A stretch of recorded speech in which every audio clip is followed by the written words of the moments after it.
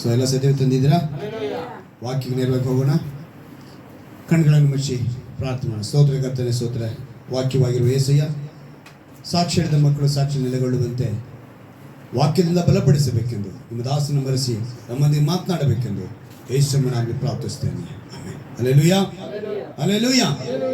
ಮತ್ತೊಂದು ಆಡ್ತೀನಿ ನಿಮ್ಮೆಲ್ಲರನ್ನು ಕರ್ತನಾದ ಯೇಸು ಕ್ರಿಸ್ತನ ನಾಮದಲ್ಲಿ ನಾನು ಆರಿಸಿ ಶುಭವನ್ನು ಕೋರುತ್ತೇನೆ. ವಾಗ್ದಾನ ಏನಂತ ಹೇಳಲ್ಪಟ್ಟಿದೆ? ಯೆಹೋವನು ಒಳ್ಳೆಯವನು, ಇಕ್ಕಟ್ಟಿನ ದಿನದಲ್ಲಿ ಆಶ್ರಯದುರ್ಗವಾಗಿದ್ದಾನೆ, ತನ್ನ ಮೊರೆ ಹೊಕ್ಕವರನ್ನು ಬಲ್ಲನು. ವಾಗ್ದಾನದ ಒಳ್ಳೆಯ ಸಂದೇಶವನ್ನು ನಾವು ಕೇಳಿದ್ವಿ. ಕರ್ತನ ಚಿತ್ತವನ್ನು ಅರಿತವರಾಗಿರಬೇಕು ಅಂದರೆ ಆತನನ್ನು ಮೊರೆ ಹೊಕ್ಕವರು ಅಂದರೆ ಆ ಮೊರೆ ಹೊಕ್ಕವರು ಹೇಗಿರಬೇಕು ಅಂದರೆ ಕೆಟ್ಟ ದಿನಗಳು ಅಂತೇಳಿ ಸತ್ಯದಲ್ಲಿ ಬರೆಯಲ್ಪಟ್ಟಿದೆ. ಈ ಲೋಕ ಪ್ರಕಾರವಾದ ಕೆಟ್ಟ ದಿನಗಳಲ್ಲ, ಅದು ಈ ಲೋಕವು ಕೆಟ್ಟು ಹೋಗಿದೆ. ಯಾವ್ದು ಕೆಟ್ಟು ಹೋಗಿದೆ? ಲೋಕವು ಕೆಟ್ಟು ಹೋಗಿದೆ. ದೇವರ ಮಕ್ಕಳಿಗೆ ಎಲ್ಲ ದಿನವೂ ಒಳ್ಳೆಯದಾಗಿರುತ್ತೆ ಅಂತ ನೆನೆಸ್ಕೊಳ್ಬೇಕು ಅಂಥೇಳಿ, ತಾಯಿಯ ಗರ್ಭದಿಂದ ಮುಪ್ಪಿನವರೆಗೂ ನಮ್ಮನ್ನು ಒತ್ತು ಸಹಿಸಿ ನಿರ್ವಹಿಸುವ ದೇವರು ನಮ್ಮ ಕರ್ತನಾದ ಯೇಸು ಕ್ರಿಸ್ತನು ಅಂತ ಹೇಳಿ ವಾಗ್ದಾನದ ಸಂದೇಶ ನಾವು ತಿಳಿದುಕೊಳ್ಬೇಕು. ಅದರ ನಂತರ ನಾವು ತನ್ನ ಮೊರೆ ಹೊಕ್ಕವರನ್ನು ಅಂತ ಹೇಳಿ ನೋಡುವಾಗ ಪರಾತ್ಪರನ ಮೊರೆ ಹೊಕ್ಕಬೇಕು. ಪರಾತ್ಪರನ ಮೊರೆ ಹೊಕ್ಕವನು ಸರ್ವಶಕ್ತನ ಆಶ್ರಯದ ಸುರಕ್ಷಿತನಾಗಿರುವನು ಬೇಡ ಮಾತನ್ನು ನಾವು ಕೇಳಿದ ತಕ್ಷಣ ಆ ಮಾತನ್ನು ಹೇಳಿ ದೇವರು ಏನು ಅಂತ ಹೇಳಿದ್ರೆ, ವಿಶೇಷವಾಗಿ ಆ ಕಾನಾನನ ಪ್ರವೇಶ ಮಾಡೋದಕ್ಕೆ ಇಸ್ರಾಯೇಲರಿಗೆ ದೇವರು ಒಂದು 7 ಜನಾಂಗವನ್ನು ಜಯಿಸಬೇಕು ಅಂತ ಹೇಳಿದ್ರು. ಆ 7 ಜನಾಂಗದಲ್ಲಿ ಆ 7 ಜನಾಂಗದ ಕುರಿತು ನಾವೇನು ಕಲಿಬೇಕು? ಆತ್ಮಿಕ ಪಾಠ. ಆ ಆತ್ಮಿಕ ಪಾಠದಲ್ಲಿ ಏನಿತ್ತು ಅಂತ ಹೇಳಿ ನಾವು ನೋಡುವಾಗ ಅದರಲ್ಲಿ ಮೊದಲನೇದಾಗಿ ಹಿತ್ತಿಯರು ಅಂತಿದ್ರು. ಈ ಹಿತ್ತಿಯರ ಸ್ವಭಾವ ಏನಂತ ಹೇಳಿದ್ರೆ ಭಯ ಅಂತ ತೆಗೆದುಹಾಕಬೇಕು.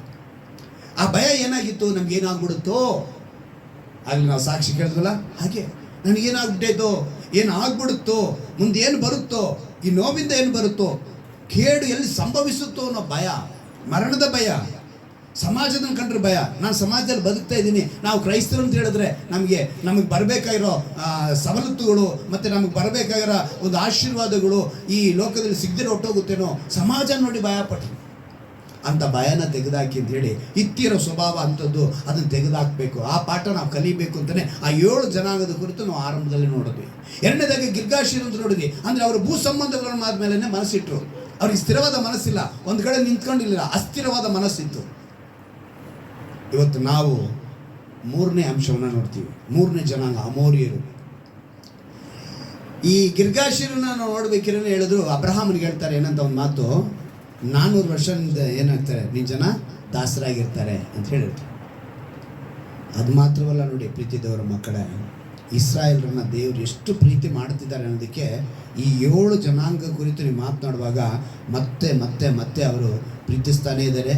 ಇವತ್ತಿಗೂ ಈ ಕ್ಷಣದವರೆಗೂ ದೇವರು ಪ್ರೀತಿಸ್ತಾನೆ ಇದ್ದಾರೆ ಇಸ್ರಾಯೇಲರನ್ನ. ಹಲ್ಲೆಲೂಯಾ. ಆದರೆ ಅವ್ರು ಇನ್ನೂ ಪೂರ್ತಿ ರಕ್ಷಣೆಗೆ ಬರಲೇ ಇಲ್ಲ ಇಸ್ರಾಯೇಲರು. ನಾವೆಲ್ಲ ಆತ್ಮಿಕ ಇಸ್ರಾಯೇಲರು, ಅದನ್ನು ಮರಿಬೇಡಿ. ನಾವೆಲ್ಲ ಯಾರು? ಆತ್ಮಿಕ ಇಸ್ರಾಯೇಲರು. ನಾವು ಇಸ್ರಾಯೇಲ್ ದೇಶಕ್ಕೆ ಸೇರಿದವರಲ್ಲ. ನಾವೆಲ್ಲ ಆತ್ಮಿಕ ಇಸ್ರಾಯೇಲರಾಗಿರೋದ್ರಿಂದ ನಾವೇನು ಮಾಡಬೇಕು? ನಮಗೆ ದೇವರು ಕೊಡೋದನ್ನ ಈ ಪಾಠನ ಕಲಿತು ಆತ್ಮಿಕ ಇಸ್ರಾಯೇಲರಿಗೆ ಏನು ಮಾಡಬೇಕು? ಪ್ರಾರ್ಥಿಸಬೇಕು. ಅದಕ್ಕೆ ಯೆರೂಸಲೇಮಿನ ಶುಭಕ್ಕೋಸ್ಕರ ಪ್ರಾರ್ಥಿಸಿರಿ. ಇವತ್ತು ನಾವು ತಿಳಿದುಕೊಳ್ಳೋದು ಅಮೋರಿಯರು.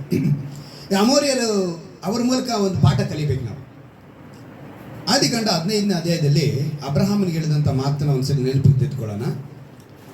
ಆದಿಕಾಂಡ 15ನೇ ಅಧ್ಯಾಯದಲ್ಲಿ ಒಂದು ಮಾತನ್ನು ದೇವರು ಹೇಳಿದ್ದು 13ನೇ ವಾಕ್ಯದಲ್ಲಿ ಹೇಳ್ತಾರೆ, ಅವನು ಭಯಭ್ರಾಂತನಾದನು. ಆಗ ಯೆಹೋವನು ಅವನಿಗೆ, ನೀನು ಚೆನ್ನಾಗಿ ತಿಳಿಯತಕ್ಕದೇನೆಂದರೆ ನಿನ್ನ ಸಂತತಿಯವರು ಅನ್ಯ ದೇಶದಲ್ಲಿ ಕೆಲವು ಕಾಲ ವಾಸವಾಗಿದ್ದು ಆ ದೇಶದವರಿಗೆ ದಾಸರಾಗುವರು. 400 ವರ್ಷ ಆ ದೇಶದವರಿಂದ ಬಾಧೆ ಪಡುವರು. ಹೇಳಿದ್ಮೇಲೆ ಮತ್ತೆ ಅವ್ರು ಬಾಧೆ ಪಟ್ಟಾಗ ಮೋಶೆ ಮೂಲಕ ಕರ್ಕೊಂಡೋಗಿ ಅವ್ರನ್ನೆಲ್ಲ ಏನು ಮಾಡಿದ್ರು? ಕರ್ಕೊಂಬಂದ್ರ.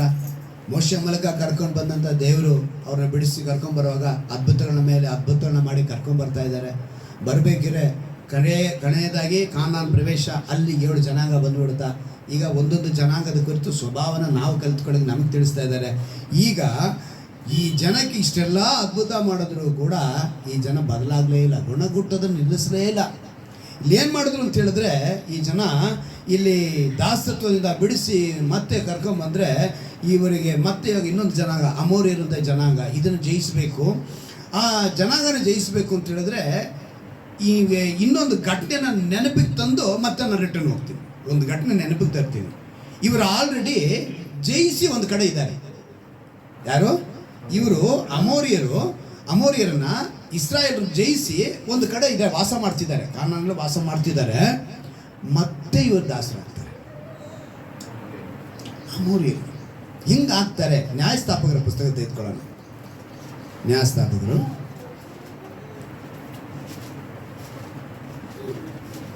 6ನೇ ಅಧ್ಯಾಯ.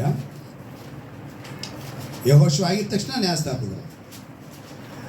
5 ಕಾಂಡಗಳಾಗಿದ ತಕ್ಷಣ ಯೆಹೋಶುವ ಆಗಿದ ತಕ್ಷಣ ನ್ಯಾಯಸ್ಥಾಪಕರು. 6ನೇ ಅಧ್ಯಾಯದಲ್ಲಿ ಮೊದಲನೇ ವಾಕ್ಯದಲ್ಲೇ ಓದ್ತೀನಿ, ಗಮನ ಇಟ್ಟು ಕೇಳಿ ನೋಡಿ. ಓದಿ.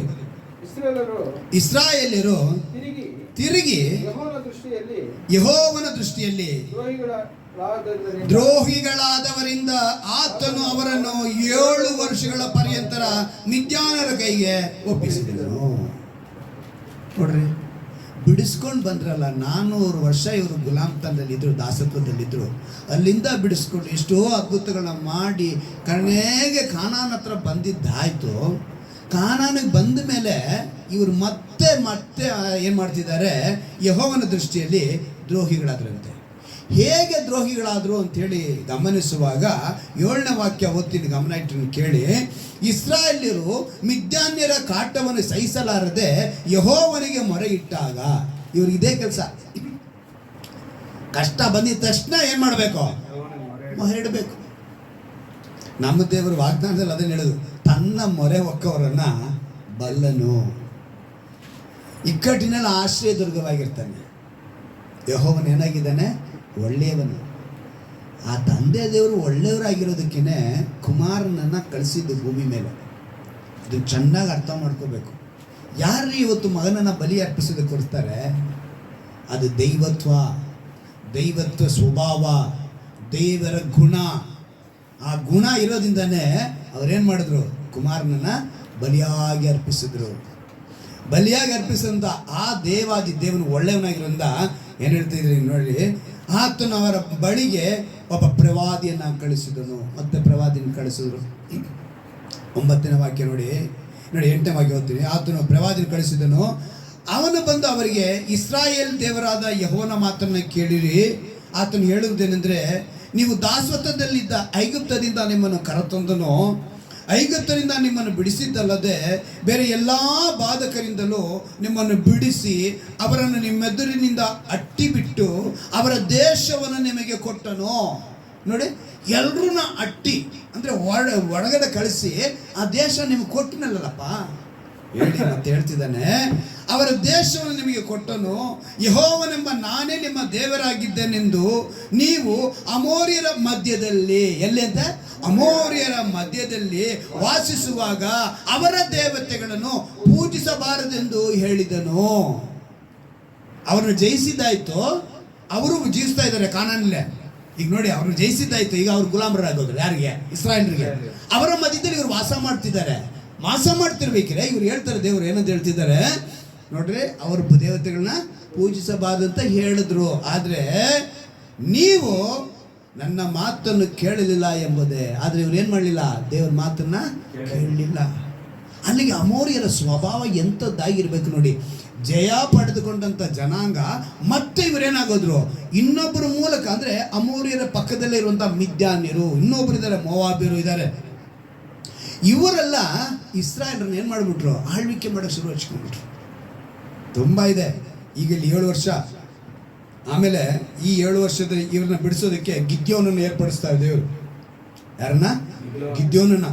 ಗಿದ್ಯೋನನ್ನು ಏರ್ಪಡಿಸಿದ್ರೆ ಗಿದ್ಯೋನು ದೇವರಿಗೆ ನಂಬಿದವನಾಗಿ ದೇವರನ್ನ ಹಿಡ್ಕೊಂಡವನಾಗಿದ್ದ. ಆದರೆ ಅವನ ಮಗ ಅಭಿಮೇಲಕನಿದ್ದಾನಲ್ಲ, ಅಪ್ಪನ ದಾರಿ ಹಿಡ್ದಿಲ್ಲ. ಅವನೇನು ಮಾಡ್ತಾನೆ? ಮತ್ತೆ ಇಸ್ರಾಯೇಲರನ್ನ 3 ವರ್ಷ ಆಳ್ವಿಕೆ ಮಾಡ್ತಾನೆ ಗುಲಾಮತನಕ್ಕೆ. ತಂದೆ ಒಂಥರ ಆದರೆ ಮಗ ಒಂಥರ ಇದ್ದ. ಮತ್ತೆ ಮೋವಾಬ್ಯರ ಕೈಯಲ್ಲಿ ಬಿದ್ದೋಗ್ತಾರೆ, 18 ವರ್ಷ ಬಿದ್ದೋಗ್ತಾರೆ. ಇವರು ಹಿಂಗೇ ತಪ್ಪು ಮಾಡ್ತಾನೆ ಇರ್ತಾರೆ. ಸ್ವಭಾವಗಳು ನಾವಿವತ್ತು ತಿಳ್ಕೋಬೇಕು. ಆತ್ಮಿಕ ಪಾಠ. ಈ ಜಯ ಹೊಂದಿದಂಥ ಇಸ್ರಾಯೇಲರು ಮತ್ತೆ ಇವರು ಗುಲಾಮತನಕ್ಕೆ ಹೋದಕ್ಕೆ ಕಾರಣ ಏನು ಅಂದರೆ ಅಮೋರಿಯರ ಸ್ವಭಾವವನ್ನು ತಿಳ್ಕೊಳ್ಬೇಕು. ಅದಕ್ಕೇ ಆ 7 ಜನಾಂಗವನ್ನು ಕುರಿತು ದೇವರು ಪ್ರತ್ಯಕ್ಷವಾಗಿ ಅದನ್ನು ಒಂದು ಇಂಪಾರ್ಟೆಂಟ್ ಆಗಿ ಅದನ್ನು ಮುಖ್ಯವಾಗಿ ಪ್ರಾಮುಖ್ಯವಾಗಿ ಸತ್ಯವೇದದಲ್ಲಿ ಬರೆಯೋದಕ್ಕೆ ಕಾರಣ ಅದೇ. ಆ ಅಮೋರಿಯರಿಂದ ಇವತ್ತು ನಾವು ಕಲಿಬೇಕು ಪಾಠನ. ನೋಡಿ, ಗಿದ್ಯೋನನು ಆ ಸಮಯದಲ್ಲೇ ದೇವರ ಹತ್ರ ಅನೇಕ ಗುರುತುಗಳನ್ನ ಕೇಳ್ತಾನೆ.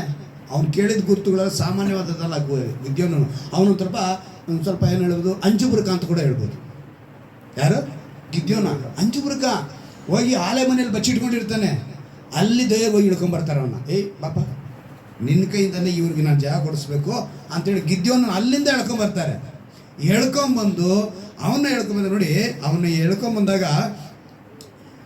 20ನೇ ವಾಕ್ಯ, ಆಗ ದೇವದೂತನವನಿಗೆ ಮಾಂಸವನ್ನು ರೊಟ್ಟಿಗಳನ್ನು ಆ ಬಂಡೆಯ ಮೇಲಿಟ್ಟು ರಸವನ್ನು ಒಯ್ದು ಅನ್ನಲು ಅವನು ಹಾಗೆಯೇ ಮಾಡಿದನು. ಅನಂತರ ಯೆಹೋವನ ದೂತನು ತನ್ನ ಕೈ ಕೋಲನ್ನು ಚಾಚಿ ಅದರ ತುದಿಯನ್ನು ಆ ರೊಟ್ಟಿಗಳನ್ನು ಮಾಂಸವನ್ನು ಮುಟ್ಟರಿಸಲು ಬಂಡೆಯಿಂದ ಬೆಂಕಿಯದ್ದು ಅವಳನ್ನು ದಕ್ಕಿಸಿಬಿಟ್ಟಿತು. ಗುರ್ತು ಕೇಳ್ತಾನೆ, ನೀನು ನಿಜವಾಗ್ಲೂ ದೇವರ ದೂತನಾಗಿದ್ದರೆ ನನಗೆ ಶಕ್ತಿ ಬೇಕು ಅಂತ ಹೇಳಿದ್ರೆ ನಾನು ಗುರ್ತು ಕಾಣಬೇಕು ಅಂತಾನೆ. ದೇವ್ರು ಗುರ್ತು ಕಾಣಿದ್ರು. ಮಾಂಸನೆಲ್ಲ ಇಟ್ಟು ಎಳೆಯನ ಕಾಲದಲ್ಲಿ ಮಾಡ್ದಂಗೆ ಇವನಿಗೆ ಮಾಡ್ತಾ ಇದ್ದಾರೆ. ಗುರುತಿದ್ರೇನೆ ನಾನು ಮುಟ್ಟೋದು, ನಾನು ಹೋಗಿ ಯುದ್ಧಕ್ಕೆ ಹೋಗೋದು ಅಂತಾನೆ ಗಿದ್ಯೋನು. ನಾನು ಒಪ್ಕೊತೀನಿ ದೇವ್ರು ಹೇಳಿದ್ದು ಅಂತೇಳಿ ಅವ್ನು ಗಿದ್ಯೋನು ಹೇಳ್ತಾನೆ. ಆ ಸಮಯದಲ್ಲೇ 22ನೇ ವಾಕ್ಯ ನೋಡಿ, ಯೆಹೋವನ ದೂತನು ಅದೃಶ್ಯನಾದನು. ಆದರೂ ಯೆಹೋವನ ದೂತನ ಗಿದ್ಯೋನು ತಿಳಿದು ಭಯಪಟ್ಟು, ಅಯ್ಯೋ ಕರ್ತನೇ, ಯೆಹೋವನ ದೂತನನ್ನು ಮುಖಾಮುಖಿಯಾಗಿ ನೋಡಿಬಿಟ್ಟನಲ್ಲ ಎಂದು ಕೂಗಿದನು. ಆದರೆ ಯೆಹೋವನವನಿಗೆ ಸಮಾಧಾನದಿಂದರು, ಹೆದರಬೇಡ, ನೀನು ಸಾಯುವುದಿಲ್ಲ ಅಂದನು. ಗಿದ್ಯೋನನು ಅಲ್ಲಿ ಯೆಹೋವನಿಗೋಸ್ಕರ ಒಂದು ಯಜ್ಞವೇದಿಯನ್ನು ಕಟ್ಟಿ ಅದಕ್ಕೆ ಯೆಹೋವ ಶಾಲೋಮ್ ಪದ ನೋಡಿದ್ರ, ನಾವು ಹೇಳ್ತೀವಲ್ಲ ಯೆಹೋವ ಶಾಲೋಮ್, ಸಮಾಧಾನ ಕರ್ತನು ಅಂಥೇಳಿ ಅಲ್ಲೊಂದು ಯಜ್ಞವೇದಿಯನ್ನು ಕಟ್ಟಿ ಅದಕ್ಕೆ ಮೇಲೆ ಹೆಸರಿಡ್ತಾನೆ ಯೆಹೋವ ಶಾಲೋಮ್.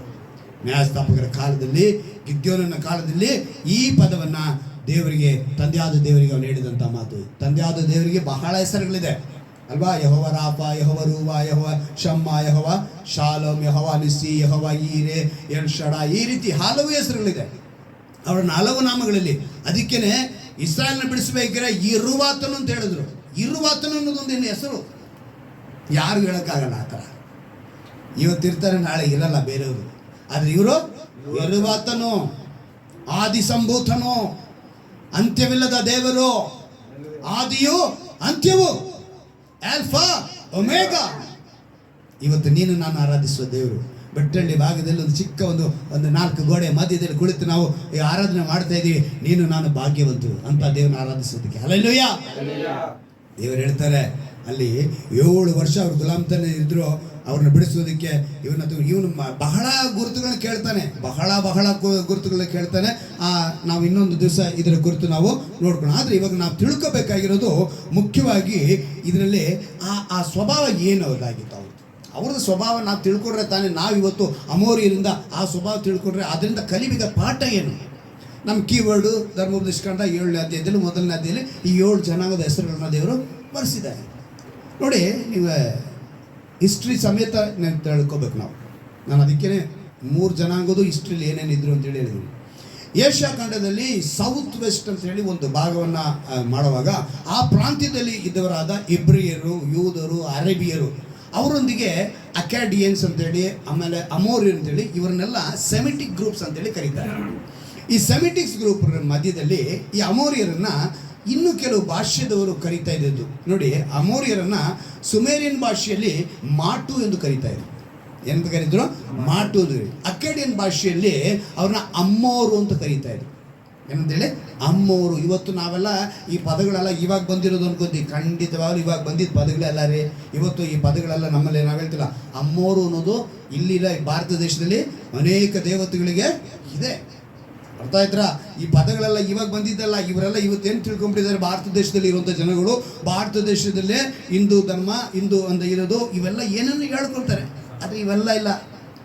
ಈ ವಿಗ್ರಹ ಆರಾಧನೆ ಅನ್ನೋದು ಎಲ್ಲಿಂದ ಬಂತು ಅಂತ ಹೇಳಿದ್ರೆ ಆಗಲೇ ಅಬ್ರಹಾಮನ ಕಾಲಕ್ಕೆ ಬಂದಿತ್ತು. ನೋಹನ ಕಾಲ ನಂತರ ಈ ಎಲ್ಲ ಕಾಲ ಇದು ಬಂದ್ಬಿಡ್ತು. ಆದರೆ ಮನುಷ್ಯರಿಗೆ ಚರಿತ್ರೆ ಗೊತ್ತಿಲ್ಲ, ಇತಿಹಾಸ ಗೊತ್ತಿಲ್ಲ, ಏನೋ ಹೇಳ್ಕೊತಿದ್ದಾರೆ. ಬಿಡಿ, ಅವ್ರನ್ನ ಬಿಟ್ಟು ಹಾಕೋಣ. ನಾವು ಇವಾಗ ವಿಷಯ ತಿಳ್ಕೊಂಡು, ಈ ಅಮ್ಮೋರು ಅನ್ನೋದು ಅವರ ಭಾಷೆಯಲ್ಲಿ ಹೇಳ್ತಾ ಇದ್ರು.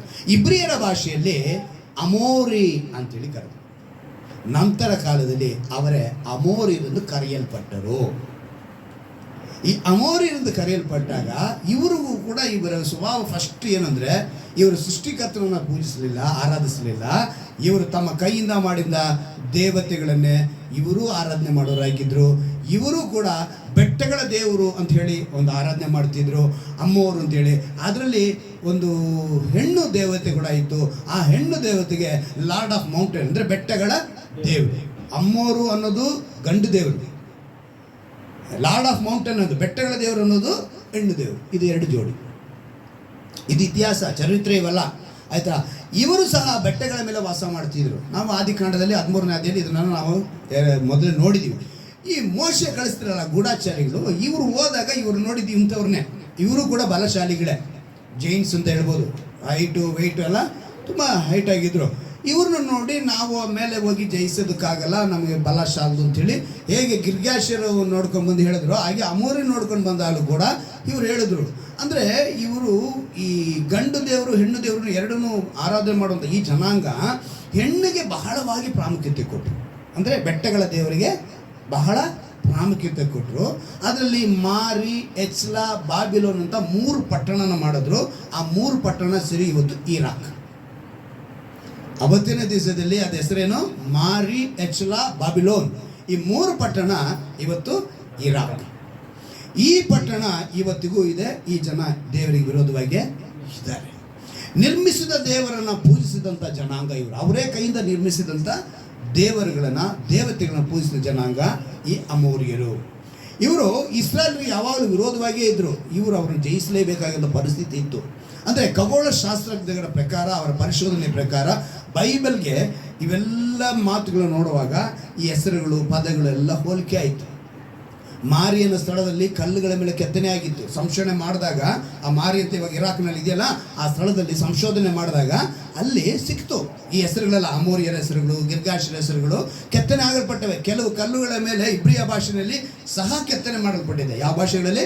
ಇಬ್ರಿಯ ಭಾಷೆಗಳಲ್ಲಿ ಕೂಡ ಸಹ ಕೆತ್ತನೆ ಮಾಡಲ್ಪಟ್ಟಿದೆ.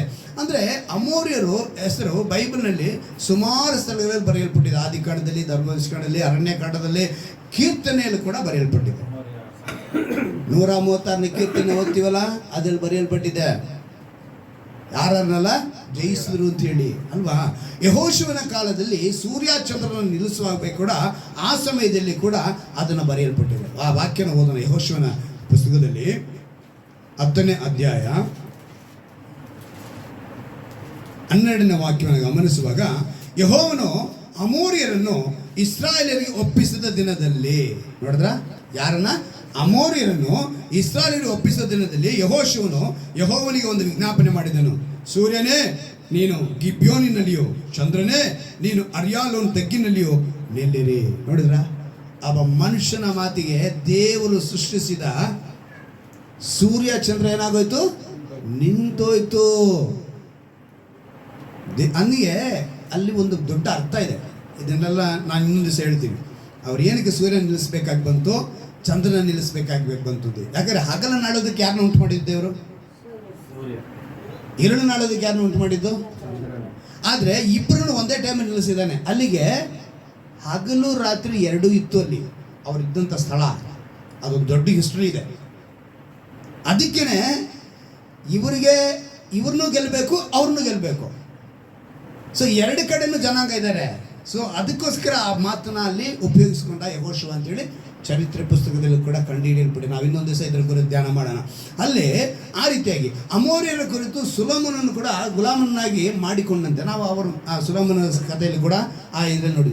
ಅಂದರೆ ಬೈಬಲ್ ಎಟಿಮಾಲಜಿ ಪ್ರಕಾರ ಅಮ್ಮೋರು ಅಥವಾ ಅಮೋರಿಯರು ಅಂದರೆ ಅದಕ್ಕೆ ಅರ್ಥ ಏನಂದರೆ ಪ್ರೈಡ್ ಆ್ಯಂಡ್ ಅರೋಗೆನ್ಸ್, ಹೆಮ್ಮೆ ಮತ್ತು ದುರಹಂಕಾರ. ಅಮೋರಿಯರ್ ಅದಕ್ಕೆ ಅರ್ಥ ಏನು? ಬೈಬಲ್ ಎಟಿಮಾಲಜಿ ಪ್ರಕಾರ ಬೈಬಲ್ ಅದು ಆ ಪದಕ್ಕೆ ಅದು ಅರ್ಥ ಕೊಡುತ್ತೆ ಅಂತ ಹೇಳಿದ್ರೆ ಹೆಮ್ಮೆ, ಏನದು? ಪ್ರೈಡ್. ಆಮೇಲೆ ದುರಹಂಕಾರ, ಅರೋಗೆನ್ಸ್ ಅಂತ ಹೇಳ್ತಾರೆ. ಅಂದರೆ ಅಮೋರಿಯರಲ್ಲಿದ್ದಂಥ ಈ ಸ್ವಭಾವ ಇವತ್ತು ದೇವರ ಮಕ್ಕಳಾಗಿರುವಂಥ ನಮ್ಮಲ್ಲಿ ಬರಲೇಬಾರ್ದು. ನಮಗೇನು ಬರಬಾರ್ದು? ಹೆಮ್ಮೆನೂ ಬರಬಾರ್ದು, ದುರಹಂಕಾರನೂ. ಇವರು ಅದಕ್ಕೆ ಗುರುತಾಗಿದ್ರು. ಇವರು ತಮ್ಮ ಮಾತಿನಲ್ಲಿ ಯಾರಿಗೂ ಕಡಿಮೆ ಇಲ್ಲ ಅಂತ ಹೇಳೋರಂತೆ ಅಮೋರಿಯರು. ತಲೆಬಾಗಲ್ಲ, ಯಾರನ್ನು ಬೇಕಾದ್ರೂ ನಾವು ಸೋಲಿಸ್ತೀವಿ ಅಂತ ಹೆಮ್ಮೆ ಪಡ್ತಿದ್ದಂಥ, ದುರಾಂಕಾರ ಪಡ್ತಿದ್ದಂಥ ಒಂದು ಜನಾಂಗ ಈ ಅಮೋರಿಯರು. ಎಲ್ಲರನ್ನ ಕೀಳಾಗಿ ನೋಡೋರು, ಅಂದರೆ ಬೆಲೆ ಕೊಡ್ತಾ ಇರಲಿಲ್ಲ. ಇವರು ಇಸ್ರಾಯೇಲರನ್ನ ಕಾನಾನಿಗೆ ಪ್ರಯಾಣಿಸುವಾಗ ಇವರ ಪ್ರಾಂತ್ಯದ ಒಳಗೆ ಬಿಡಲೇ ಇಲ್ಲ. ಅವರು ಕಾನಾನಿಗೆ ಹೋಗಬೇಕು, ಇವ್ರ ಪ್ರಾಂತ್ಯದಲ್ಲಿ ಮಧ್ಯದಲ್ಲಿ ಬಂದಾಗ ಇವರ ಜಾಗ. ಆತ್ಮಿಕವಾಗಿ ಹೇಳಬೇಕು ಅಂತ ಹೇಳಿದ್ರೆ, ದೇವರ ಮಕ್ಕಳ ಬದುಕಿನಲ್ಲಿ ಈ ಹೆಮ್ಮೆ ದುರಾಂಕಾರ ಅವಕಾಶ ಕೊಡಬಾರ್ದು. ಯಾವಾಗ ಇದು ಒಳಗಡೆ ಬರುತ್ತೋ ನಾವು ಅಮೋರಿಯರ ಸ್ವಭಾವ ಬಂದಂಗೆ. ಅಮೋರಿಯರ ಸ್ವಭಾವ ಬಂದಾಗ ನಾವು ನಿತ್ಯ ಜೀವ ಪಡೆಯೋಕ್ಕಾಗಲ್ಲ. ಯಾವುದನ್ನು ಪಡೆಯೋಕ್ಕಾಗಲ್ಲ? ನಿತ್ಯ ಜೀವನ ಪಡೆಯೋಕ್ಕಾಗಲ್ಲ. ಅದಕ್ಕೆ ದೇವರು ಇವತ್ತು ಎಚ್ಚರಿಕೆ ಪಡಿಸಿ ನಮಗೆ, ಜ್ಞಾನೋಕ್ತಿಗಳು 8ನೇ ಅಧ್ಯಾಯ 13ನೇ ವಾಕ್ಯವನ್ನು ಒಂದು ನಿಮಿಷ ನಾವು ನೋಡೋಣ. ಜ್ಞಾನೋಕ್ತಿಗಳು 8ನೇ ಅಧ್ಯಾಯ 13ನೇ ವಾಕ್ಯವನ್ನು ಗಮನಿಸುವಾಗ ಅಲ್ಲಿ ಒಂದು ಮಾತನ್ನು ದೇವರು ಬರೆಸಿದ್ದಾರೆ. ಯೆಹೋವನ ಭಯವು ಪಾಪ ದ್ವೇಷವನ್ನು ಹುಟ್ಟಿಸುತ್ತದೆ. ಅಲ್ಲಿ ಬರೆಯಲ್ಪಡಿ ನೋಡಿ, ಗರ್ವ, ಅಹಂಭಾವ, ದುರ್ಮಾರ್ಗತನ, ಕುಟಿಲ ಭಾಷಣ ಇವುಗಳನ್ನು ಹಾಗೆ ಮಾಡುತ್ತದೆ. ಪಾಪ ದ್ವೇಷ ಬರಬೇಕು ಮನುಷ್ಯನಿಗೆ ಮೊದಲನೇದಾಗಿ. ಅದು ಬಂದ್ರೇ ದೇವರಿಗೆ ಪಡುವ ಭಯ ನಮ್ಮಲ್ಲಿದೆ ಅಂತ ಅರ್ಥ. ಅದು ಬಂದಾಗ ಗರ್ವ, ಅಹಂಭಾವ, ದುರ್ಮಾರ್ಗತನ, ಕುಟಿಲ ಭಾಷಣ ಇವೆಲ್ಲ ನಮ್ಮ ಲೈಫ್ನಲ್ಲಿ ಇರುವಂಥವೆ. ಈ ಎಲ್ಲ ಪದಗಳು ನಮ್ಮ ಲೈಫ್ನಲ್ಲಿ ಅನುದಿನದ ಬದುಕಿನಲ್ಲಿ ಸರಳವಾಗಿ ನಡೀತಾ ಇದ್ದಾವೆ. ಇವನ್ನ ಸರಿಯಾಗಿ ಗಮನಿಸಿ ತೆಗೆದಾಕಬೇಕು. ಅಂದರೆ ದೇವರಿಗೆ ಇಷ್ಟವಿಲ್ಲದ ಕಾರ್ಯದಿಂದ ದೂರವಿರಬೇಕು. ಅದೇ ಕ್ರಿಸ್ತಿಯ ಜೀವಿತ. ಅದನ್ನು ಸರಿಯಾಗಿ ಅರ್ಥ ಮಾಡ್ಕೋಬೇಕು. ಆತ್ಮಿಕವಾಗಿ ಬದುಕಬೇಕು. ಸತ್ಯವೇದದ ಮಾರ್ಗದಲ್ಲಿ ಏನಿದೆ ಎಂದು ತಿಳಿಯಬೇಕು. ದೇವರಿಗೆ ಇಷ್ಟವಿಲ್ಲದ ವಿಷಯ ಏನು ಅಂತ ತಿಳ್ಕೊಂಡು ದೂರ ಇರಬೇಕು. ನಾವು ಇಷ್ಟವಿಲ್ಲ ಕಾರ್ಯನ ದೂರ ಇರಬೇಕು. ಆದರೆ ಅಮೋರಿಯರ ಸ್ವಭಾವ ಹಾಗಲ್ಲ. ಅದು ಹೆಮ್ಮೆ ಪಡುತ್ತಾ, ದುರಾಂಕಾರ ಪಡುತ್ತಾ ಏನಾಗ್ಬಿಡುತ್ತೆ, ಹೇಗಾಗ್ಬಿಡುತ್ತೆ, ನಾವು ಅವ್ರಿಗೇನು ಕಡಿಮೆ ಇಲ್ಲ, ನಾನು ಕಾಲರತ್ಕೊಂಡು ತಿರುಗಾಡ್ತೀನಿ ಅನ್ನೋ ಸ್ವಭಾವ ಬಂದಾಗ ಏನಾಗ್ತೀವಿ? ಆ ಇದರಲ್ಲಿ ಬಿದ್ದೋಗ್ತೀವಿ. ಒಬ್ಬ ಸೇವಕರು ಹೇಳ್ತಾರೆ, ಒಂದು ಅದ್ಭುತವಾದ ಚಾರ್ಲ್ಸ್ ಸ್ಪರ್ಜಸ್ ಅಂತೇಳಿ ಒಂದು ಸೇವಕರು ಹೇಳ್ತಾರೆ, ಮನುಷ್ಯನಿಗೆ 4 ವಿಧವಾದ ಸ್ವಭಾವ ಈ ಹೆಮ್ಮೆನಲ್ಲಿದೆ ಅಂತ. ಹೆಮ್ಮೆನಲ್ಲಿ ಏನಿದೆ? 4 ವಿಧವಾದ ಸ್ವಭಾವ. ಮೊದಲನೇದಾಗಿ ಪ್ರೈಡ್ ಆಫ್ ಫೇಸ್ ಅಂತ. ಯಾವುದು? Pride of face.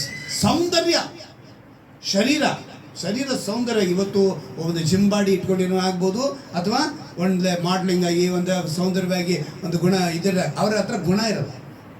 ಆದರೆ ಎಲ್ಲರೂ ಆಗಲ್ಲ. ಕೆಲವ್ರ ಹತ್ರ ಗುಣನೂ ಇರುತ್ತೆ, ಸೌಂದರ್ಯ ಇರುತ್ತೆ. ಕೆಲವರಲ್ಲಿ ಸೌಂದರ್ಯ ಅಂತ ಬಂದಾಗ ಅಲ್ಲಿ ಏನು ಬಂದ್ಬಿಡುತ್ತೆ?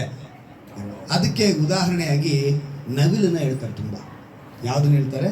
ನವಿಲಿಗೆ ಹೆಮ್ಮೆ ಗುಣ ಇರುತ್ತೆ, ಗರ್ವ ಅನ್ನೋದು ಇರುತ್ತೆ ಅಲ್ವಾ?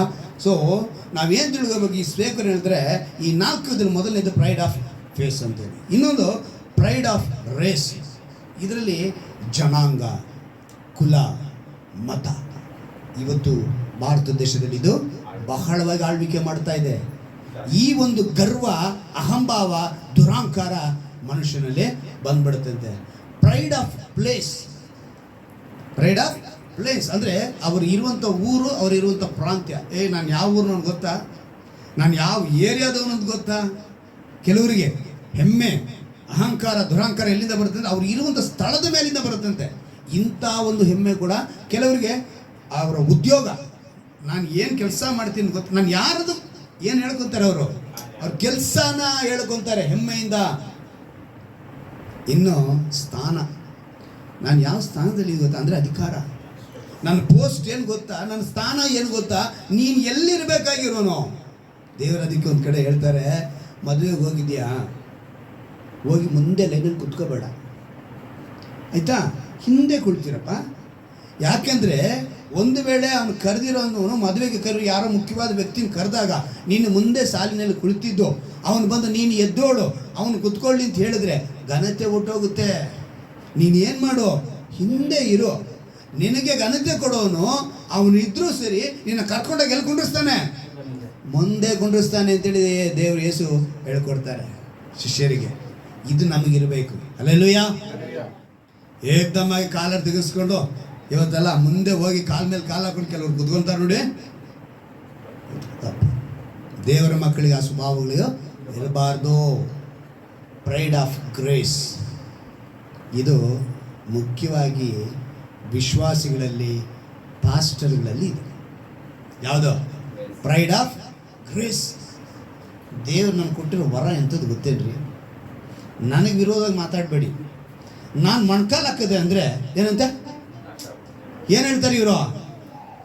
ನಾನು ದೇವ್ರ ಮಗಳ್ರಿ, ನಾನು ದೇವ್ರ ನನಗೆ ವಿರೋಧವಾಗಿ ಮಾತಾಡಬೇಡಿ. ನಾನು ಮೊಣಕಾಲು ಹಾಕಿದೆ ಅಂದರೆ ನೋಡಿ, ನನ್ನ ಬಾಯಲ್ಲಿ ಹೇಳಬಾರ್ದು.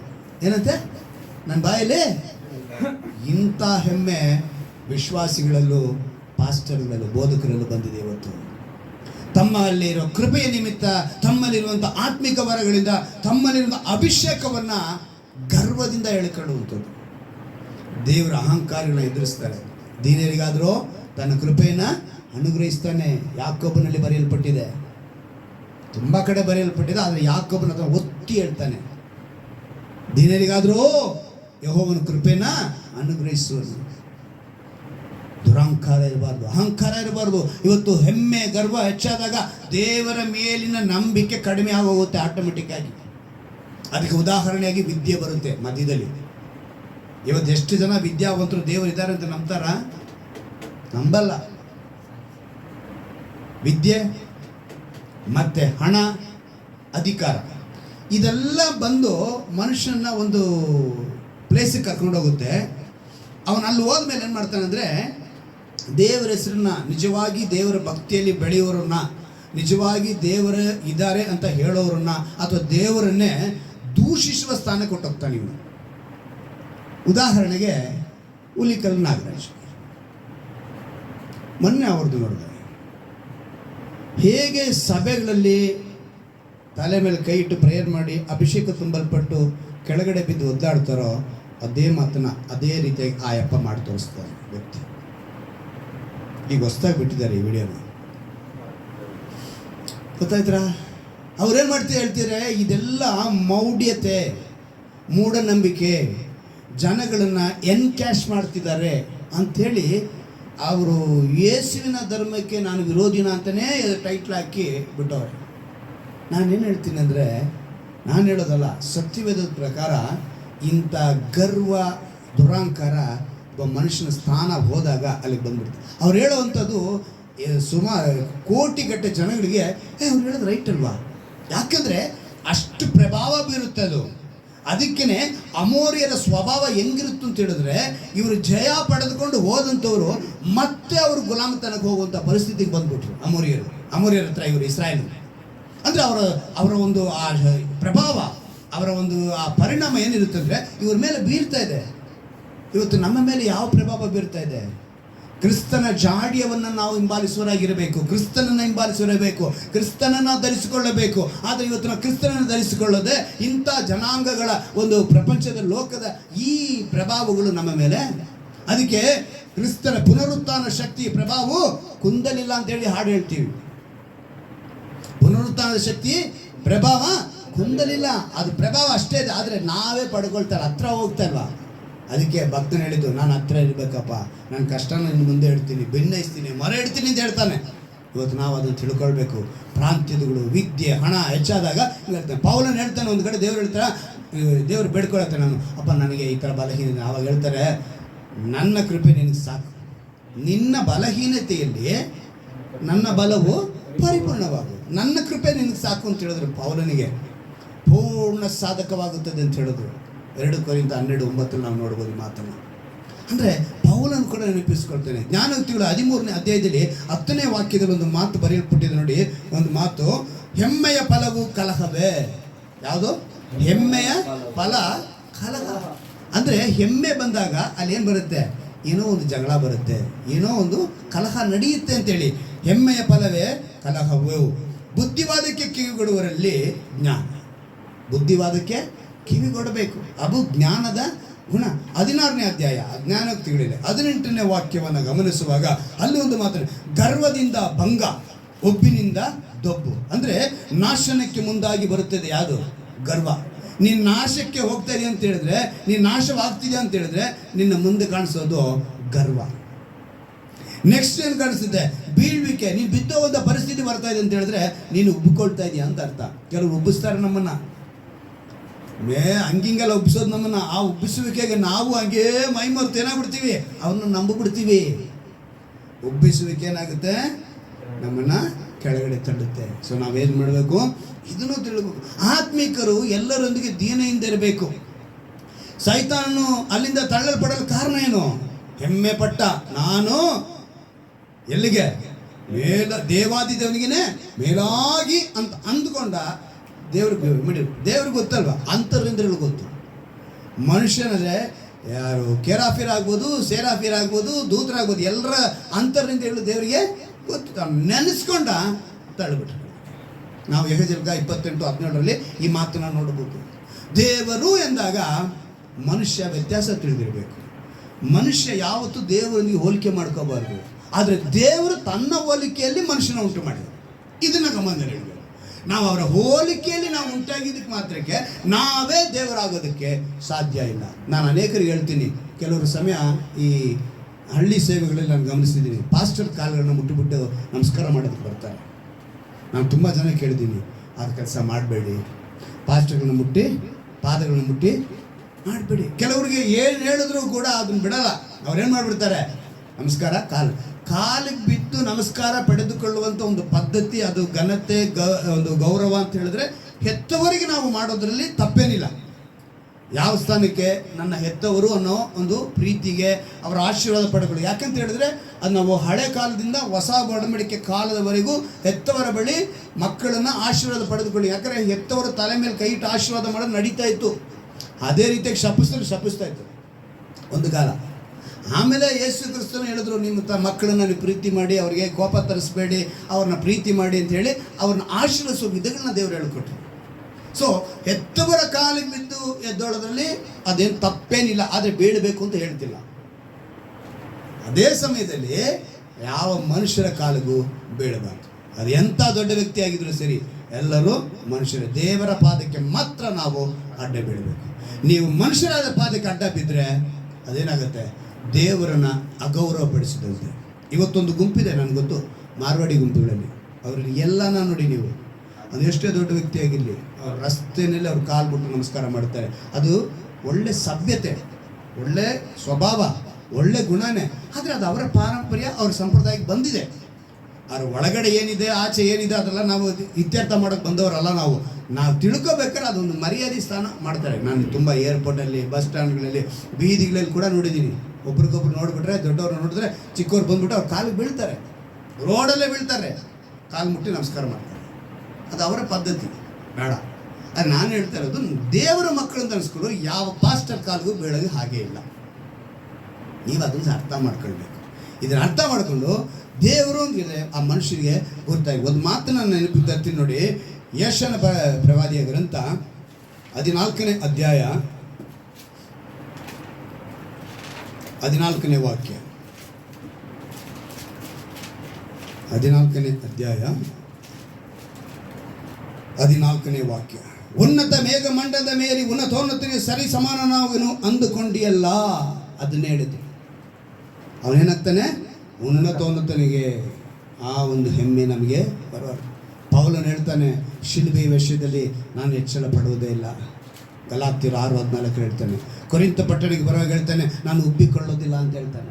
ತನ್ನ ತಗ್ಗಿಸ್ಕೊಳ್ತಾನೆ. ಯೆರೆಮೀಯ ಹೇಳ್ತಾನೆ, ಪರಾಕ್ರಮದಿಂದ ತನ್ನ ಬಲದಿಂದ ಏನದೆ ಜ್ಞಾನಿ ತನ್ನ ಜ್ಞಾನಿ ಎಂದು ಹೇಳದೆ, ಐಶ್ವರ್ಯ ಅಂತ ತನ್ನ ಐಶ್ವರ್ಯ ಅಂತ ಹಿತೈಷಿ ಅಂತ ಹೇಳದೆ, ಎಲ್ಲವೂ ದೇವರಿಂದ, ಪರಾಕ್ರಮಿಯಾದ ದೇವರಿಂದ. ನಮ್ಮಲ್ಲಿ ಹೆಮ್ಮೆ ಗರ್ವ ಇದೆ ಎಂಬುದಕ್ಕೆ ಕೆಲವು ಗುಣಲಕ್ಷಣಗಳು ಕೂಡ ಕಾಣಿಸ್ಬಿಡ್ತವೆ. ಕೊರೋನಾ ಬಂದಾಗ ಕಾಣಿಸ್ತಾ ಗುಣಲಕ್ಷಣ. ಆವಾಗ ನಾವೇನು ಮಾಡ್ತೀವಿ? ಗಂಟ್ಲು ನೋವು ಅಥವಾ ಕೆಮ್ಮು, ಕಫ, ಜ್ವರ ಇವು ಕಾಣಿಸ್ಕೊಳ್ತೈತೆ ಅಲ್ವಾ? ಅದೇ ರೀತಿ ನಮಗೆ ನಂಬಿಕೆ ದ್ರೋಹ ಕಾಣಿಸುತ್ತೆ ಗರ್ವ ಬಂದಾಗ. ಕೃತಜ್ಞತೆ ಇರಲ್ಲ ನಮ್ಮ ಬದುಕಿನಲ್ಲಿ. ಇನ್ಗ್ರಾಟಿಟ್ಯೂಡ್ ಅಂತಾರೆ ಅದನ್ನು. ಏನಂತೆ? ಕೃತಜ್ಞತೆ ಇರಲ್ಲ. ಇನ್ನೊಂದು ಜನರನ್ನ ಮೆಚ್ಚೋ ಕೆಲಸ ಮಾಡೋದು ಯಾವುದು? ಈ ಗರ್ವ ಬಂದಾಗಲೇ ಜನರನ್ನ ಮೆಚ್ಚೋ ಕೆಲಸ ಮಾಡೋದು, ದೇವ್ರನ್ನ ಮೆಚ್ಚೋ ಕೆಲಸ ಮಾಡಲ್ಲ. ದೇವ್ರನ್ನ ದುಃಖಪಡಿಸ್ತಾರೆ, ಜನರನ್ನ ಮೆಚ್ಚೋ ಕೆಲಸ ಮಾಡ್ತಾರೆ. ಪ್ರಾರ್ಥನೆ ಜೀವಿತ ಕಡಿಮೆ ಆಗೋಗುತ್ತೆ. ಯಾವಾಗ ಹೆಮ್ಮೆ ಬರುತ್ತೋ, ದುರಾಂಕಾರ ಬರುತ್ತೋ, ಮನುಷ್ಯನಿಗೆ ಏನು ಬಂದ್ಬಿಡುತ್ತೆ? ಪ್ರಾರ್ಥನೆ ಜೀವಿತ ಕಡಿಮೆ ಆಗುತ್ತೆ. ಇನ್ನೊಂದು ಹೈಪ್ರೋಕ್ರಸಿ ಅಂತಾರೆ, ಬೂಟಾಟಿಕೆ, ಒಣಜಂಬ, ಕಪಟ ಆಚಾರಗಳು, ಇವು ಬಂದ್ಬಿಡುತ್ತೆ ಈ ಗರ್ವ ಹೆಮ್ಮೆ ಬಂದಾಗ. ಇನ್ನೂ ಒಂದು ಹೇಳಿದ್ರೆ ರೆಬೆಲಿಯನ್. ಇದೇನು ಗೊತ್ತಾ? ದಂಗೆ ಎದ್ದೇಳುವುದು. ತಿರುಗಿ ಬೀಳುವುದು. ಅದು ಹೆತ್ತವ್ರಿಗೆ ಬೀಳ್ತಾರೋ, ಪಕ್ಕದವ್ರಿಗೆ ಬೀಳ್ತಾರೋ, ಅನ್ಯರಿಗೆ ಬೀಳ್ತಾರೋ, ಒಡ ಹುಟ್ಟಿದವ್ರಿಗೆ ಬೀಳ್ತಾರೋ, ಫ್ರೆಂಡ್ಸಲ್ಲಿ ಬೀಳ್ತಾರೋ ಗೊತ್ತಿಲ್ಲ. ಇದು ಗರ್ವ, ಹೆಮ್ಮೆ ಬಂದಾಗ. ಬೈಬಲು ಒಂದು ಮಾತು ಅದ್ಭುತವಾಗಿ ಹೇಳುತ್ತೆ. 4ನೇ ಅಧ್ಯಾಯ ಯಾಕೋಬನ ಬರೆದ ಪತ್ರಿಕೆ ಕೊನೆಯದಾಗ ಅದು ಓದಿ ನಾವು ಪ್ರಾರ್ಥನೆ ಇಡುவோಣ. ಯಾಕೋಬನ ಬರೆದ ಪತ್ರಿಕೆ 4ನೇ ಅಧ್ಯಾಯ. ನಾನು ಆಗಲೇ ಹೇಳಿದೆ, ಇದನ್ನು ಈ ವಾಕ್ಯನ ಮತ್ತೆ ಜ್ಞಾಪಕ ಮಾಡಿ ನಾವು ಪ್ರಾರ್ಥನೆ ಮಾಡೋಣ. ಯಾವ ರೀತಿಯಾಗಿ ಅಮೋರಿಯರ ಸ್ವಭಾವ ನಮಗಿರಬಾರ್ದು ಅಂತೇಳಿ 6ನೇ ವಾಕ್ಯದಲ್ಲಿ ಹೇಳಲ್ಪಟ್ಟಿದೆ. ಆತನ ನಮ್ಮ ಮೇಲೆ ಅತಿಶಯವಾದ ಕೃಪೆ ನೀಡುತ್ತಾನೆ, ಆದುದರಿಂದ ದೇವರು ಅಹಂಕಾರಿಗಳನ್ನು ಎದುರಿಸುತ್ತಾನೆ. ನೆಕ್ಸ್ಟ್ ಹೇಳ್ತಾರೆ, ದೀನರಿಗಾದರೂ ತನ್ನ ಕೃಪೆಯನ್ನು ಅನುಗ್ರಹಿಸುತ್ತಾನೆ ಎಂದು ಶಾಸ್ತ್ರವು ಹೇಳುತ್ತದೆ. ಸೊ ನಾವೇನು ಮಾಡ್ಬೇಕಂತೆ, ಈಗಿರಲಾಗಿ ದೇವರಿಗೆ ಒಳಗಾಗಿರಿ, ಸೈತಾನನ್ನು ಎದುರಿಸಿರಿ, ಅವನು ನಿಮ್ಮನ್ನು ಬಿಟ್ಟು ಓಡಿ ಹೋಗುವನು. ನೀವು ಎದುರಿಸ್ಬೇಕು ಅವನ್ನ. ಹೇಗೆ? ಗರ್ವ ಇರಬಾರ್ದು, ದುರಹಂಕಾರ ಇರಬಾರ್ದು. ಆವಾಗ ಅವನು ಎದುರಿಸ್ತೀನಿ ಅಂತ ಅರ್ಥ. ಗರ್ವ ಇತ್ತು, ದುರಹಂಕಾರ ಇತ್ತು, ನಮಗೆ ಈ ಸ್ಥಿರವಾದ ನಂಬಿಕೆ ಇಲ್ಲ, ಭೂಸಂಬಂಧಗಳ ಮೇಲೆ ಆಸೆ, ನಮಗೆ ಯಾವುದು ನೋಡಿದ್ರು ಭಯ, ಹಾಗಿತ್ತು ಅಂದರೆ ಇತ್ತಿಯರ ಸ್ವಭಾವ, ಗಿರ್ಗ್ಯಾಶರ ಸ್ವಭಾವ, ಈಗ ಅಮೋರಿಯರ ಸ್ವಭಾವನ ಅದೇನೇ ಆಗೋಯ್ತು. ನಾವೇನಾಗ್ತಿದ್ದೀವಿ? ದೇವರ ಮಾತಿಗೆ ವಿಧೇಯರಾಗ್ತಿಲ್ಲ. 10ನೇ ವಾಕ್ಯದಲ್ಲಿ ಹೇಳ್ತಾರೆ, ಕರ್ತನ ಮುಂದೆ ನಿಮ್ಮನ್ನು ತಗ್ಗಿಸಿಕೊಳ್ಳಿರಿ, ಆಗಲಾತನು ನಿಮ್ಮನ್ನು ಮೇಲಕ್ಕೆ ತರುವನು. ಹಲ್ಲೆಲೂಯಾ. ತಗ್ಗಿಸ್ಕೊಳ್ಳಿ ದೇವರ ಮುಂದೆ, ಸಂಪೂರ್ಣ ತಗ್ಗಿಸು. ಅಪ್ಪ ನಂದು ಏನಿಲ್ಲ, ಸರೆಂಡರ್ ಆಗಬೇಕು. ಈ ಅನುಭವ ಕೊಡಿ ಅಂತೆಲ್ಲ ಮೊಣಕಾಲಕ್ಕೆ ನಾವು ಪ್ರಾರ್ಥನೆ ಮಾಡೋಣವಾ? ದೇವರ ಮಾತನ್ನು ನೆನಪಿಗೆ ತಂದುಕೊಳ್ಳಿ. ಎಷ್ಟು ಅದ್ಭುತವಾದ ಮಾತನ್ನು ಹೇಳ್ತಾರೆ. ಆತನು ನಮ್ಮ ಮೇಲೆ ಅತಿಶಯವಾದ ಕೃಪೆ ನೀಡುತ್ತಾನಂತೆ. ಯಾವ ಕೃಪೆನ? ಅತಿಶಯವಾದ ಕೃಪೆ. ಆದುದರಿಂದ ದೇವರು ಅಹಂಕಾರಿಗಳನ್ನು ಎದುರಿಸುತ್ತಾನೆ, ದೀನರಿಗಾದರೂ ಕೃಪೆಯನ್ನು ಅನುಗ್ರಹಿಸುತ್ತಾನೆ. ದೇವರಿಗೆ ಒಳಗಾಗೋಣ, ಸೈತಾನನ್ನು ಎದುರಿಸೋಣ, ಆಗ ನಮ್ಮನ್ನು ಬಿಟ್ಟು ಹೋಗ್ತಾನೆ. ದೇವರ ಸಮೀಪಕ್ಕೆ ನಾವಿರಬೇಕು, ಹತ್ತಿರದಲ್ಲೇ ಇರಬೇಕು, ಆಗ ಆತ ನಮ್ಮ ಸಮೀಪದಲ್ಲಿರ್ತಾನೆ. ನಮ್ಮ ಕೈಗಳನ್ನು ಶುಚಿ ಮಾಡಿಕೊಳ್ಳೋಣ. ದೇವರಿಗೆ ಇಷ್ಟವಿಲ್ಲದ ಕಾರ್ಯಗಳನ್ನು ಮುಟ್ಟುವುದಕ್ಕೋ ಮನಸ್ಸು ನಮಗೆ ಬರಬಾರದು. 2 ಮನಸ್ಸು ನಮಗೆ ಇರಬಾರದು. ನಮ್ಮ ಹೃದಯಗಳನ್ನು ನಿರ್ಮಲ ಮಾಡಿಕೊಳ್ಳಬೇಕು. ನಾವು ದುಃಖಿಸಬೇಕು ದೇವರ ರಾಜ್ಯದ ಕೆಲಸಕ್ಕಾಗಿ. ನಾವು ಗೋಳಾಡಬೇಕು ದೇವರ ರಾಜ್ಯವನ್ನು ಕಟ್ಟುವುದಕ್ಕಾಗಿ. ಕಣ್ಣೀರಿಡಬೇಕು ಅಳಿದು ಹೋಗುವ ಆತ್ಮಗಳಿಗಾಗಿ. ನಗುವುದನ್ನು ಬಿಟ್ಟು ಗೋಳಾಡಿರಿ, ಸಂತೋಷವನ್ನು ಬಿಟ್ಟು ಮನಗುಂದಿದವರಾಗಿ ಅಂತ ಹೇಳೋ ಮಾತ್ರ ಅರ್ಥವನ್ನು ಸರಿಯಾಗಿ ತಿಳಿದುಕೊಳ್ಬೇಕು. ನಾವು ಗೋಳಾಡಬೇಕು ಅಂತ ಹೇಳಿದ್ರೆ ನಗುನ್ ಬೇಡವೇ ಬೇಡ ಅಂತ ಅರ್ಥ ಅಲ್ಲ. ಗೋಳಾಡಬೇಕು ಅಳಿದು ಹೋಗುವ ಆತ್ಮಗಳಿಗಾಗಿ, ಮನಗುಂದಿದವರಾಗಿ, ಜಜ್ಜುವುದ ಮನಸ್ಸುಳ್ಳವರಾಗಿ, ನಮ್ಮನ್ನು ಕರ್ತನ ಮುಂದೆ ತಗ್ಗಿಸಿಕೊಂಡವರಾಗಿ. ಆಗ ನಮ್ಮನ್ನು ಮೇಲಕ್ಕೆ ತರುವನು. ಅಪ್ಪ, ಇತ್ತಿಯರ ಸ್ವಭಾವ, ಗಿರ್ಗಾಶಿಯರ ಸ್ವಭಾವ, ಅಮೋರಿಯರ ಸ್ವಭಾವ ನಮ್ಮಲ್ಲಿ ಬರಬಾರದು ಅಂತೇಳಿ ನಮಗೆ ವಾಕ್ಯದ ಮೂಲಕ ತಿಳಿಸುತ್ತಿರುವುದಕ್ಕಾಗಿ ಸ್ತೋತ್ರ. ಮುಖ್ಯವಾಗಿ ಅಮೋರಿಯಲ್ಲಿದ್ದಂಥ ಸ್ವಭಾವ ಗರ್ವ, ಹೆಮ್ಮೆ, ದುರಹಂಕಾರ, ಅರ್ಥನೇ ಆ ಪ್ರೈಡ್, ಅರಗೆನ್ಸ್ ನಮ್ಮಲ್ಲಿ ಇರದಂತೆ ನಮ್ಮನ್ನು ಕಾಪಾಡಿಕೊಳ್ಳುವುದಕ್ಕೆ ಕೃಪೆ ಮಾಡು. ವಾಕ್ಯದಲ್ಲಿ ನೆಲೆಗೊಳ್ಳುವಂತೆ ಕೃಪೆ ಮಾಡು. ವಾಕ್ಯಕ್ಕೆ ಒಪ್ಪಿಸಿಕೊಟ್ಟವರಾಗಿ ಬದುಕುವುದಕ್ಕೆ ಕೃಪೆ ಮಾಡು ಅಂತೇಳಿ ಯಾರ್ಯಾರು ಒಪ್ಪಿಸಿಕೊಡುತ್ತಿದ್ದಾರೋ ಈ ಕ್ಷಣದಲ್ಲಿ ಕರ್ತನೆ ಆ ವಾಕ್ಯದ ಆಶೀರ್ವಾದ, ಆ ವಾಕ್ಯದ ಒಂದು ಕೃಪೆ ಯೇಸುವಿನ ನಾಮದಲ್ಲಿ ಅವರಿಗೆ ಉಂಟಾಗಲಿ ನಾವು ಪ್ರಾರ್ಥಿಸ್ತೇವೆ. ಎಂಥ ಬಲಹೀನತೆಗಳು, ಎಂಥ ಸೋಲಾದರೂ ಸರಿ, ಅದನ್ನು ಜಯಿಸುವಂಥ ಶಕ್ತಿಯನ್ನು ಕೊಡಿ ಕರ್ತನೆ. ಮತ್ತೆ ಮತ್ತೆ ನಾವು ಗುಣಗುಟ್ಟದಂತೆ ನಿನ್ನಿಂದ ಬಲ ಹೊಂದುವಂತೆ ಕೃಪೆ ಮಾಡಿಕೊಡು. ವಾಕ್ಯದ ಬಲ ಸಿಗುವಂತೆ ಮಾಡು. ವಾಕ್ಯಕ್ಕೆ ಒಪ್ಪಿಸಿಕೊಟ್ಟವರಾಗಿ, ಸಮರ್ಪಿಸಿಕೊಂಡವರಾಗಿ ಬದುಕುವಂತೆ ಕೃಪೆ ಮಾಡಬೇಕೆಂದು ನಮ್ಮ ರಕ್ಷಕನು ವಿಮೋಚಕನೂ ಆಗಿರುವ ಯೇಸು ಕ್ರಿಸ್ತನ ನಾಮದಲ್ಲಿ ಪ್ರಾರ್ಥಿಸಿ ಬೇಡಿ ಹೊಂದುತ್ತೇನೆ ನನ್ನ ಜೀವಳ ತಂದೆ. ಆಮೆನ್. ಹಲ್ಲೆಲೂಯಾ.